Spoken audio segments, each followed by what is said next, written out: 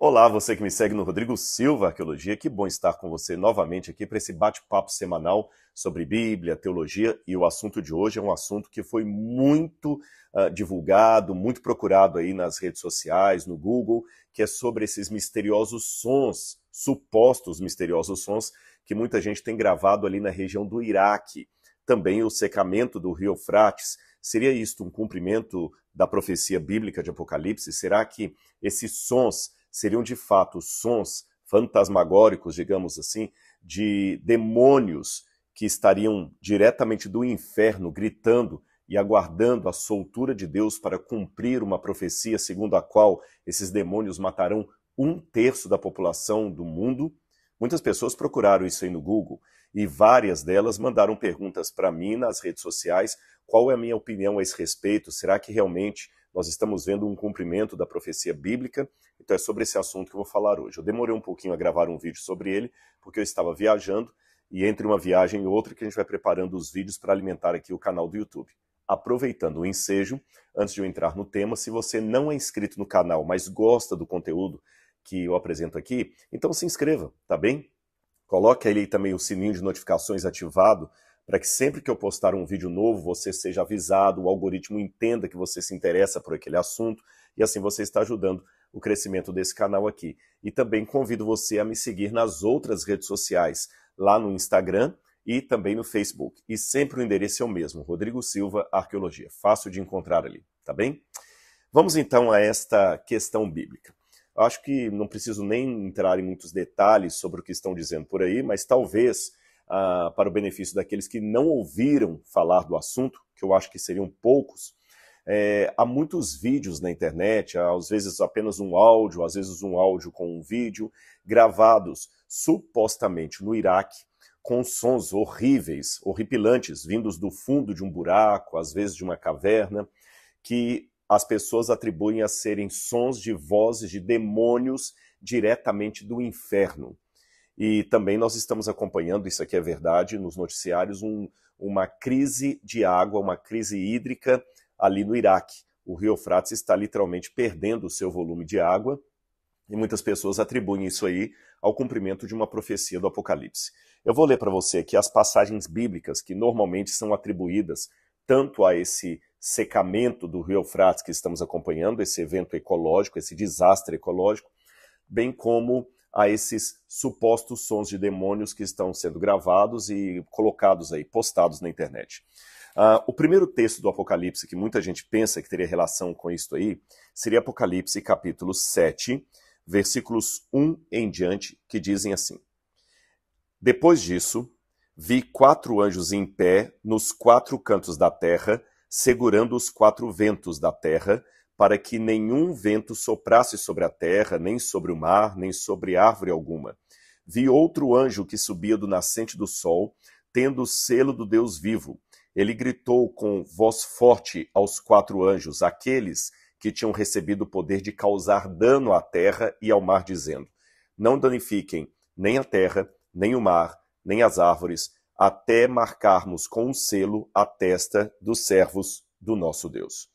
A outra passagem que geralmente ligam para fazer esse combo profético seria Apocalipse capítulo 9, versículos 13 em diante, que diz assim: O sexto anjo tocou a trombeta e ouvi uma voz que vinha das 4 pontas do altar de ouro que se encontra na presença de Deus, dizendo ao sexto anjo, o mesmo que tem a trombeta: Solte os 4 anjos que estão amarrados junto ao rio Eufrates. Então foram soltos os 4 anjos que se achavam preparados para a hora, o dia, o mês e o ano, para que matassem a 1/3 parte da humanidade. O número do exército, da cavalaria deles, era de 20.000 vezes 10 milhares. Eu ouvi o seu número. Então aqui, para começar, muitos pensam que esses 4 anjos aqui que estão atados junto ao rio Eufrates seriam os mesmos 4 anjos mencionados em Apocalipse 7, que Deus autorizou trazer dano à terra. Para completar esse combo, a outra passagem que geralmente é citada é Apocalipse capítulo 16, versículos 12 em diante, que fala assim: o sexto anjo derramou sua taça sobre o grande rio Eufrates. As águas do rio secaram, para que se preparasse o caminho dos reis que vêm do Oriente. Então vi sair da boca do dragão, da boca da besta e da boca do falso profeta 3 espíritos imundos semelhantes a rãs. São espíritos de demônios, operadores de sinais, e se dirigem aos reis do mundo inteiro, a fim de ajuntá-los para a batalha do grande dia do Deus Todo-Poderoso. Bom, como é que eu interpreto essa profecia aqui? Será que ela estaria aludida realmente ao que está acontecendo no Rio Eufrates? A primeira coisa que nós devemos tomar muito cuidado, irmãos, é que o livro do Apocalipse é essencialmente um livro profético / simbólico. Faz parte da literatura apocalíptica usar simbolismos. E todas as vezes que nós queremos literalizar tudo do Apocalipse, nós acabamos criando uma situação muito complicada. Por exemplo, se você fala os 4 cantos da Terra como sendo algo literal, você dá margem para os que acreditam, por exemplo, na Terra plana. E muitos deles vão escrever aqui, realmente a Terra é plana, porque fala dos 4 cantos. Se você literaliza algumas questões como corrente, chave, porta, nós entraremos numa situação um tanto complicada, porque, por exemplo, no Apocalipse capítulo 5, é visto o trono de Deus, e sobre o trono de Deus um cordeiro como que houvesse sido morto. Ora, se isso for literal, então Jesus, agora no céu, tem a forma de um cordeiro? Ele não é mais um ser humano no céu? Veja, Jesus subiu ao céu, assim acredita a tradição cristã de longa data, baseada na Bíblia. Jesus subiu ao céu num corpo humano glorificado, e ele retém esse corpo humano glorificado no céu. Então, se eu literalizar a cena bíblica, que no trono havia um cordeiro imolado, porém vivo, então como é que eu fico com a ideia de que Jesus está no céu num corpo humano? Ou às vezes ele aparece com um corpo humano, às vezes com um corpo de cordeiro. Da mesma maneira, quando nós vemos também aqui no Apocalipse a besta que surge do mar e a besta que surge da terra, nós não podemos entender isso como 2 animais literais que vão surgir e devorar muitas pessoas. Então o Apocalipse é um livro assim propositadamente, digamos, simbólico pelos objetivos da apocalíptica. Então nós devemos entender as imagens como grupo, selo, como sendo coisas simbólicas. Por exemplo, o povo de Deus aqui é selado na testa com uma marca. E os adoradores da besta também têm uma marca na testa e na mão direita.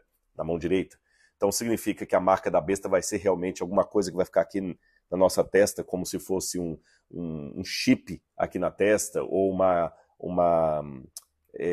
como se diz, quando o pessoal faz de rena ali, fugiu agora, uma marca mesmo, uma tatuagem, essa palavra, uma tatuagem na testa. Será também que o selo de Deus na testa dos 144 mil é uma tatuagem aqui? Será que mulheres não fazem parte dos 144 mil desse grupo final? Porque ele fala que eles não se contaminaram com mulheres, então são só homens? Então a gente tem que tomar cuidado com isso aí. É a primeira regra de hermenêutica do Apocalipse. Segunda regra de hermenêutica muito importante do Apocalipse, analisá-lo a partir do Antigo Testamento, do qual ele toma imagens emprestadas e as ressignifica no cenário profético. Tá certo? Então você já está vendo aqui a minha cautela ao ler o livro do Apocalipse. Então vamos lá. A primeira coisa que eu percebo é que os 4 anjos de Apocalipse capítulo 7 não podem ser os mesmos 4 anjos de Apocalipse capítulo 9. A figura é muito distinta. A única semelhança é que no capítulo 7 fala de 4 anjos, no capítulo 9 fala de 4 anjos, no capítulo 7 fala que esses 4 anjos danificam a terra e o mar, e no capítulo 9 diz que esses 4 anjos, eles provocam a morte da terça parte da humanidade. Só isso. Mas há mais dessemelhanças entre eles do que semelhanças, quer ver? Em primeiro lugar, os 4 anjos de Apocalipse capítulo 7, eles não estão presos. Os 4 anjos de Apocalipse 9 estão presos. Os 4 anjos de Apocalipse 7, eles estão apenas segurando os 4 ventos. Em lugar algum aqui do capítulo é descrito que esses anjos estariam presos, acorrentados. Não, eles estão segurando os 4 ventos. Pelo contrário, se eles estão retendo os 4 ventos, é porque eles estão soltos e têm a capacidade de segurar os 4 ventos. Outro detalhe, esses 4 anjos que seguram os 4 ventos, eles seguram até que Deus lhes dê a ordem para soltar os 4 ventos. E são os 4 ventos, preste atenção aqui, olha. Vou ler de novo aqui, ó. Vi outro anjo que subia do céu, tendo o selo do Deus vivo, e ele gritou com forte voz aos anjos, aqueles que tinham recebido o poder de causar dano à terra e ao mar, dizendo: não danifiquem a terra nem o mar, até marcarmos com o selo a testa dos servos do nosso Deus. Esses anjos, eles têm autoridade para danificar a terra e o mar, no sentido que eles estão segurando os ventos. Quando eles soltam os ventos causam toda a destruição. E mais um detalhe importante, o ato judicial desses anjos de danificar pela soltura dos ventos as árvores, o mar e a terra, refere-se aos alimentos da natureza. Quanto aos anjos de Apocalipse capítulo 9, eles têm uma ação direta sobre aqueles que têm a marca da besta. Tá certo? São esses que são destruídos, não necessariamente a natureza. Outro detalhe, esses anjos do capítulo 7 não podem, já falei que eles não estão amarrados como os do capítulo 9, e eles não parecem ser anjos maus, parecem ser anjos do bem. Diferente dos anjos de Apocalipse capítulo 9 que estão amarrados. Deus não teria por que amarrar anjos bons. Os anjos que estão amarrados são anjos que fazem parte do séquito de Lúcifer, ou do diabo, que caíram com ele do céu. Tá bom? Então, para mim, que são anjos diferentes. Outro detalhe, esses 4 anjos estão presos no rio Eufrates. Eles não estão retendo ventos sobre a terra. Então, antes de eu entrar em Apocalipse capítulo 16, vamos tentar entender o que significa esses 4 ventos que o Apocalipse capítulo 7 descreve como ainda restritos. Quando nós vamos a Jeremias capítulo 25, aliás, antes eu quero ler uma passagem aqui. Vamos ver que os 4 ventos referem-se ao que haveria de acontecer na terra de um modo geral, uma situação universal. Zacarias capítulo 6, versículos 1 a 8, fala uma imagem semelhante, e o Apocalipse bebe muito no Antigo Testamento. Zacarias capítulo 6 faz o seguinte: outra vez levantei os olhos, e eis 4 carruagens que saíam do meio de 2 montes, e esses montes eram de bronze. Na primeira carruagem os cavalos eram vermelhos, na segunda eram pretos, na terceira eram brancos, na quarta eram baios, todos fortes. Então perguntei ao anjo que falava comigo: Senhor, o que é isso? E ele disse: são os 4 ventos do céu que saem de onde estavam diante do Senhor de toda a terra. Então esses 4 ventos saem e eles são ao mesmo tempo ventos e carruagens. Ora, vento na Bíblia é a mesma palavra para espírito, e os anjos também são chamados de espírito. Se você notar, esses anjos saem para danificar a terra. Em Apocalipse capítulo 6, você tem os selos, e os 4 primeiros selos também mostram cavaleiros em seus cavalos, com a ordem de danificar a terra. Eles saem com a ordem de danificar a terra. A mesma imagem de Zacarias capítulo 6. E aqui diz assim, ainda no verso Zacarias capítulo 6, versículo 7. Assim os cavalos fortes saem, forcejando para seguir diante para percorrerem a terra. O Senhor lhes disse: vão e percorram a terra. Eles percorriam a terra. Então ele me chamou e me disse: eis que aqueles que saíram para a terra do norte fazem o meu espírito repousar na terra do norte. Ou seja, são anjos que saem para trazer os juízos de Deus. E aqui em Apocalipse 6 você tem os juízos de Deus. Agora, tudo indica que esses juízos ainda estavam agindo na terra de maneira um tanto limitada, porque os ventos ainda estavam sendo presos. Ou seja, esses ventos não estavam na sua força total. Porque quando esses ventos estiverem na sua força total, até o povo de Deus também poderá ser perseguido. Olha o que diz Jeremias capítulo 49, verso 36. Jeremias capítulo 49, versículo 36. Jeremias 49, verso 36. Deixa eu ver aqui. Está aqui. 49, verso 36. Diz a palavra de Deus assim: trarei sobre Elão os 4 ventos dos 4 cantos da terra, e os dispersarei na direção de todos esses ventos, e não haverá país aonde não cheguem os fugitivos de Elão.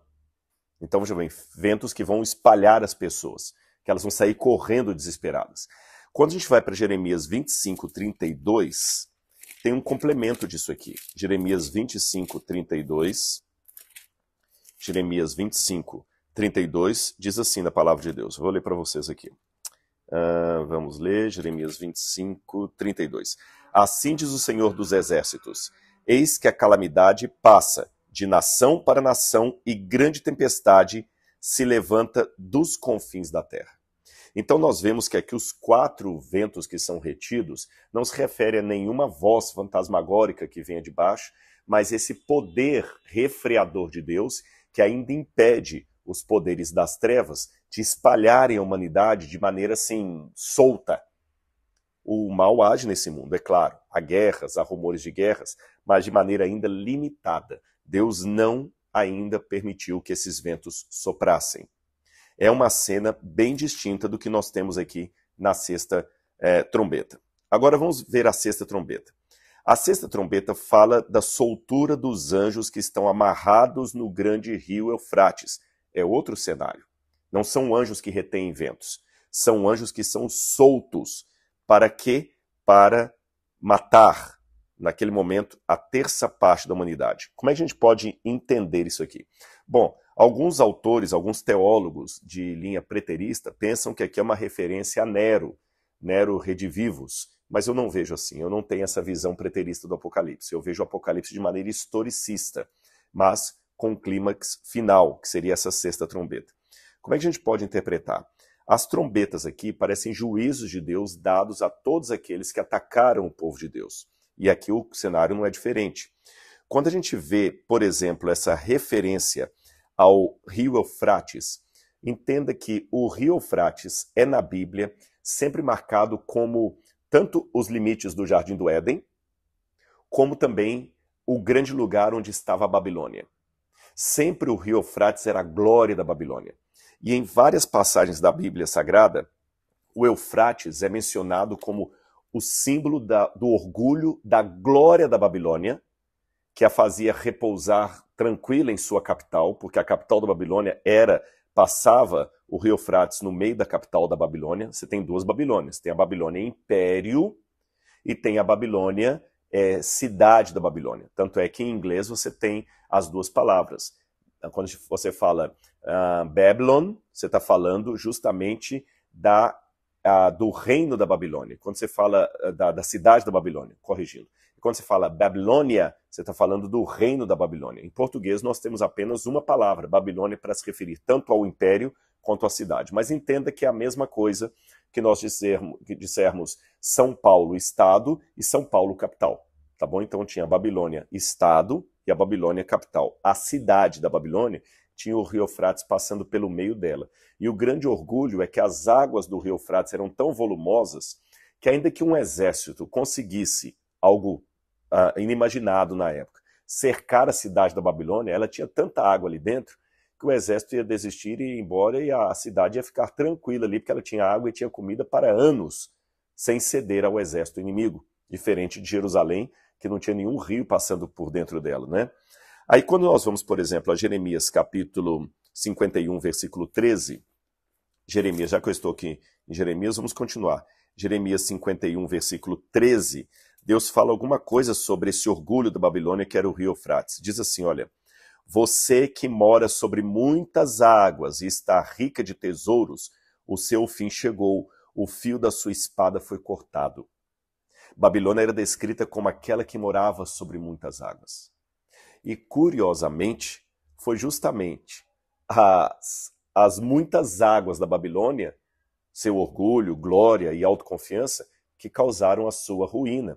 Porque, de acordo com a história secular e também a Bíblia Sagrada, quando Ciro e Dario, da Medo-Pérsia, os dois, vieram para atacar Babilônia, o que eles fizeram?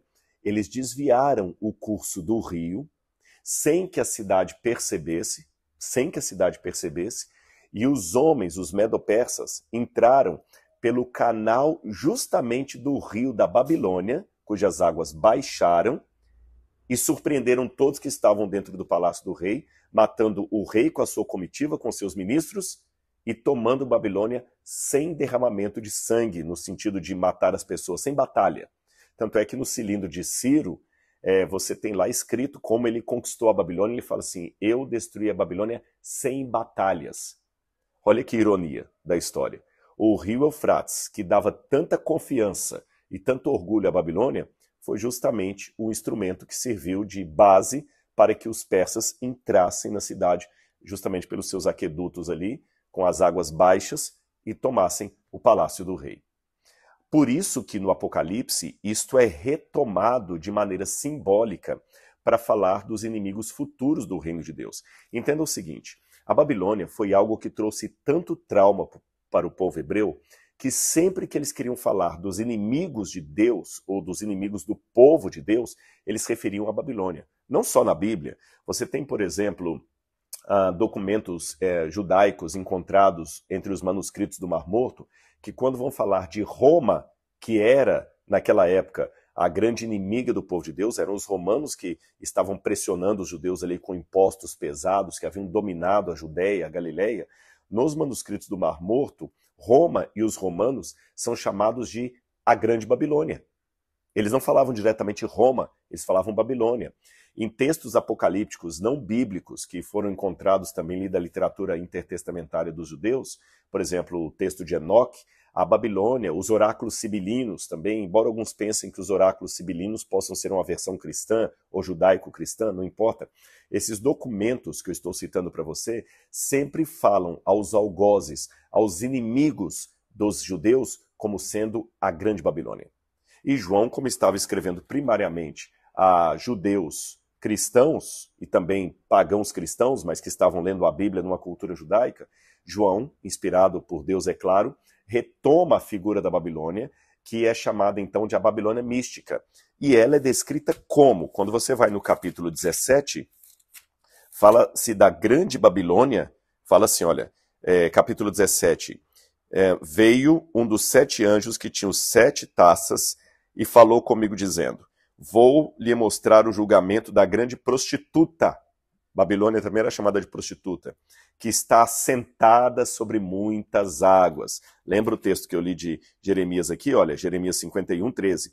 Você que mora sobre muitas águas. E para ver que é Babilônia mesmo, no verso anterior de Jeremias diz assim, olha: porque o Senhor planejou e fez o que tinha dito a respeito dos moradores da Babilônia. Você que mora sobre muitas águas e está rica de tesouros, o seu fim chegou. O fio da sua espada foi cortado. O Senhor dos Exércitos jurou por si mesmo: certamente eu a encherei de homens, como se fossem gafanhotos, e eles darão o grito da vitória sobre você. Aí você vai em Apocalipse 17, fala da prostituta que está sentada sobre muitas águas, e no capítulo 18 é dito: depois dessas coisas vi descer do céu outro anjo que tinha grande autoridade, e a terra se iluminou com sua glória, quando exclamou com potente voz, dizendo: caiu, caiu a grande Babilônia, e se tornou morada de demônios, refúgio de toda espécie de espírito imundo e esconderijo de toda ave imunda e detestável. Então o Apocalipse está falando do fim desse sistema de coisas contrárias à verdade de Deus. E quando fala então para soltar os anjos que estão amarrados junto ao rio Eufrates, que vão matar a terça parte da humanidade, esses anjos são do mal, mas o mal acaba combatendo o próprio mal. Eu sei que parece meio estranho isso aqui, mas no final das contas, a própria Babilônia vai aparecer como sendo uma salvadora da pátria e ela também vai causar a derrota daqueles que confiam nela. A partir disso, nós temos outra coisa importante que eu queria dizer para vocês aqui sobre esse detalhe de matar a terça parte da humanidade. Isso é um símbolo. Só para você ter uma noção, no Apocalipse capítulo 12, o dragão que é visto batalhando contra a mulher, é dito que ele arrasta com a sua cauda a terça parte das estrelas do céu. Eu vou ler para vocês aqui, por exemplo, Apocalipse capítulo 12, versículo 4. A sua cauda arrasta a terça parte das estrelas do céu. Quando você vai também em Apocalipse capítulo 16, versículo 13, você tem aqui de novo a questão da terça parte. Quer ver? Olha. Então vi sair da boca do dragão, da boca da besta e da boca do falso profeta 3 espíritos. Então, de novo, uma menção ao 3. Você vai ao verso 16, diz assim, verso 19, Apocalipse 16, verso 19. E a grande cidade, Babilônia, se dividiu em 3 partes e caíram as cidades das nações. E essa terça parte sempre é um símbolo da parte caída da glória de Deus, a terça parte dos anjos que se juntaram a Lúcifer na sua rebelião contra o céu. Então eu não entendo isso como sendo literalmente a terça parte da humanidade sendo morta. Isso aqui é simbólico. Apocalipse capítulo 16, quando fala também do Armagedon, traz aqui o seguinte, olha, verso 12. O 6º anjo jogou a sua taça sobre o grande rio Eufrates. As águas do rio secaram. Aqui é uma referência ao que aconteceu quando Ciro também, através das águas do Eufrates, o grande rio Eufrates, ele acabou entrando em Babilônia. Então o que Deus está prometendo é o seguinte, eu vou fazer cair de novo a Babilônia mística, assim como eu fiz cair a Babilônia terrestre. E diz até que assim, essas águas se secaram para que se preparasse o caminho dos reis que vêm do Oriente. A Pérsia seria o Oriente em relação à Babilônia. Os reis que vieram da Pérsia, ou da Medopérsia ali para atacar a Babilônia, eles vieram do Oriente. E o Oriente na Bíblia também é símbolo da salvação. A volta de Jesus é descrita como uma luz, né, um raio que sai do Oriente, um relâmpago que sai do Oriente e se mostra até o Ocidente. O anjo com o selo de Deus vem do lado do Oriente, do nascente do sol, que é a mesma coisa. O Apocalipse, então, aqueles reis que vêm do lado do Oriente, a salvação vindo da parte de Deus, sim, porque na Bíblia, Ciro, que veio do Oriente, através do Eufrates, e destruiu a Babilônia, conquistou a Babilônia, libertando o povo de Deus, ele foi chamado até de Messias. Eu trarei Ciro, o meu ungido, o meu Messias. Ele era um tipo do Messias de Deus. E a libertação do povo do cativeiro da Babilônia, na época dos persas ou dos medo-persas, é retratada no Apocalipse como se essa história, agora do passado, se tornasse um emblema do que vai acontecer no futuro. E é interessante que esses que agora têm o rio Eufrates seco, eles vêm ter uma batalha de Deus junto ao Armagedon. Essa expressão Armagedon refere-se não a nenhuma parte no Iraque, portanto, por isso que não pode ser literal, porque se o rio Eufrates é seco para preparar o caminho dos que vêm do Oriente para a batalha do Armagedon, não faz sentido isso aqui. Você está entendendo? Agora, como é que nós devemos entender isso? No passado, o rio Eufrates era o caminho obrigatório de todos os reis que viessem para a região de Israel. Eles tinham que passar, os reis do norte, é claro, não os reis do sul, os reis do norte, eles tinham que passar pelo Eufrates. Então a Assíria, quando veio atacar Samaria, ela passou pelo Eufrates. Por isso até que tem um salmo que fala até a esse respeito dos reis que vêm da parte do Eufrates. Quer ver? Eu vou ler para vocês aqui. Eu vou ler Jeremias capítulo 47, versículo 2, por exemplo. Jeremias capítulo 47, versículo 2. Apenas a guisa de ilustração. Jeremias 47, versículo 2, diz assim, olha. Assim diz o Senhor, eis que do norte se levantam as águas e se tornarão em torrente transbordante e inundarão a terra em sua plenitude, a cidade e seus habitantes. As pessoas gritarão por socorro. Essas águas aqui, todos os comentaristas entendem como sendo justamente as águas do rio Eufrates. Quando a gente vai para Isaías, capítulo 8, também capítulo 8, versículos 7 e 8. Isaías 8, versículos 7 e 8, tem algo também muito parecido com isso. Fala que, olha, eis que o Senhor fará vir sobre ele as águas do Eufrates, fortes e impetuosas, isto é, o rei da Assíria com toda a sua glória. Essas águas encherão o leito dos rios e transbordarão todas as suas ribanceiras, penetrarão em Judá. Então, ou seja, o rio Eufrates, por onde vinha a Assíria, era o símbolo da destruição que vinha sobre o povo. E diz que essas águas inundam. Quer dizer, se as águas do Eufrates inundam, é que o povo vai ser destruído pelo rei que vem da Assíria. O Nabucodonosor da Babilônia também, quando veio do Eufrates, para atacar aqui, ele também é representado como sendo o Eufrates inundando para atacar o povo de Deus. Agora nós temos uma imagem oposta. O Eufrates não inunda para atacar o povo de Deus, ele seca para preparar o caminho dos que vêm libertar o povo de Deus. Percebeu o contraste? E o lugar onde se ajuntam para a grande batalha é chamado no Apocalipse 16 como sendo o Ar-Magedon. Ar, em hebraico, é montanha. Magedon é Meguido, a montanha de Meguido. Mas quando você vai à cidade de Meguido, embora ali você teve muitas batalhas, essas batalhas não foram travadas numa montanha, pelo contrário, ali é uma planície muito grande, a planície de Jezreel. Ali é uma planície, não é uma montanha. Então, que montanha de Meguido seria essa? É interessante que na Bíblia, os montes ou os rios, às vezes têm o nome do contexto onde eles estão. Vou dar um exemplo para você. Você tem a região do Sinai e o Monte Horebe. Como o Monte Horebe fica na região do Sinai, ele também é chamado na Bíblia de Monte Sinai. Então o Monte Horebe, o verdadeiro nome do Monte Sinai é Monte Horebe. Tá certo? Sinai é o apelido dele. O jardim se chama Éden, mas diz que Deus colocou o jardim na banda do Éden. Então o Éden também é a região onde o jardim está. Por isso que o jardim é chamado de Jardim do Éden. Por isso que o Monte Horebe é chamado de Monte Sinai, porque fica na península do Sinai. Por exemplo, outro exemplo, o mar de Genezaré, ele também é chamado de Mar da Galileia, porque ele fica na Galileia. Então você viu? O acidente geográfico tem o nome da região onde ele está. Então, a montanha de Meguido não é necessariamente a cidade de Meguido, mas uma montanha que ficasse próxima dali. E a única montanha próxima a Meguido que eu tenho ali em destaque é o Monte Carmelo. E o que é que aconteceu no Monte Carmelo? Uma batalha espiritual entre Elias, representando a verdade, e os profetas de Baal, representando a mentira. E ali houve uma batalha espiritual. Então, o Apocalipse capítulo 16, para mim, é uma batalha espiritual. É o movimento da força de Deus vindo com poder e grande glória, através da volta de Jesus, para inaugurar a paz definitiva e destruir o mal e todos aqueles que se associam a ele.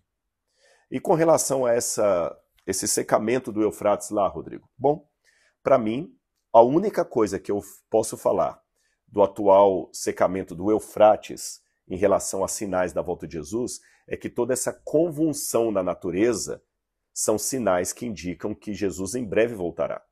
Mas não especificamente ali, por dois motivos. Em primeiro lugar, essa crise hídrica que o Iraque está experimentando agora também está sendo experimentada por vários países.